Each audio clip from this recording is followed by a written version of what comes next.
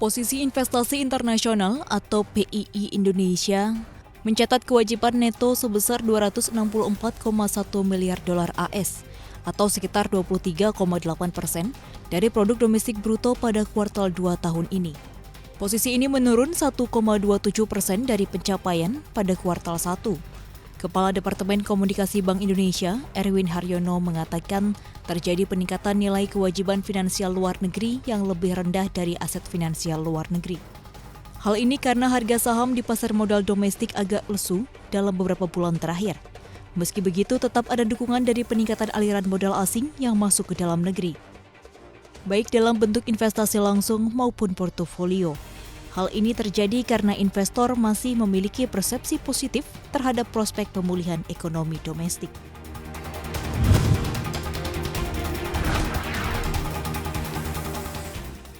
Menteri BUMN Erick Thohir memastikan akan membubarkan 7 perusahaan negara.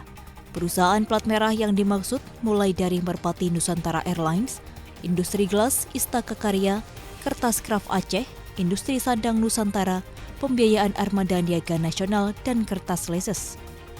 Alasan dibalik pembubaran ini adalah karena 7 BUMN tersebut tidak beroperasi lagi namun masih memiliki pekerja.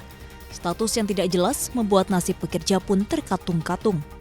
Padahal selama statusnya dipertahankan, perusahaan-perusahaan ini kerap diguyur dana talangan maupun pinjaman dana restrukturisasi hingga ratusan miliar rupiah.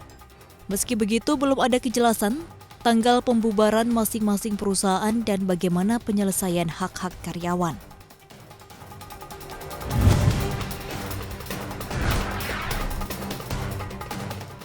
Konstruksi pembangunan Jalan Tol Solo-Yogyakarta, Yogyakarta International Airport telah dimulai. Tahap pertama yang dibangun, yaitu seksi Kartosuro Purwomartani, kini tengah dikerjakan oleh Adikarya selaku kontraktor dan ditargetkan akan selesai pada September 2022. Sementara seksi 2 yang menyambung Purwomartani Gamping serta seksi 3 yang menyambung Gamping Purworejo ditargetkan selesai pada tahun 2024. Tol sepanjang hampir 97 km tersebut dirancang memiliki 9 simpang susun yang berada di sepanjang wilayah Jawa Tengah dan Yogyakarta. Demi proyek ini, pemerintah menggelontorkan 26,63 triliun rupiah dengan masa konsesi 40 tahun.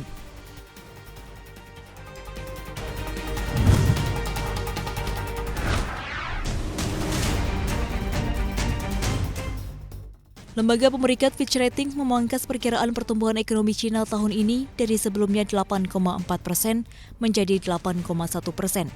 Fitch Ratings menjelaskan, penurunan proyeksi ini disebabkan adanya ancaman kebangkrutan raksasa properti Cina Evergrande.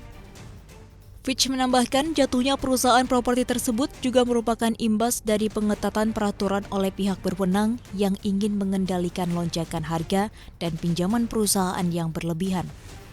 Dalam laporan terbarunya, Fitch menyebut permintaan perumahan mulai turun dan tekanan keuangan membebani investasi real estate.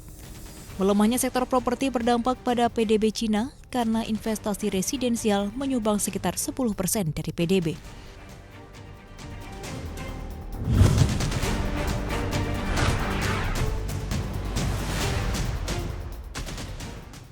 Sejumlah bank sentral di dunia mengambil kebijakan suku bunga acuan yang berbeda pada pekan ini. Yang paling menyita perhatian global adalah keputusan The Federal Reserve yang mempertahankan kisaran suku bunga acuannya di 0 hingga 0,25%. Keputusan senada juga diikuti Bank Sentral Inggris dengan menahan suku bunga acuannya di 0,1% di tengah ancaman tingginya inflasi di negeri Ratu Elizabeth. Sementara Bank Sentral Turki memangkas suku bunga acuannya setelah beberapa kali disindir oleh Presiden Recep Tayyip Erdogan.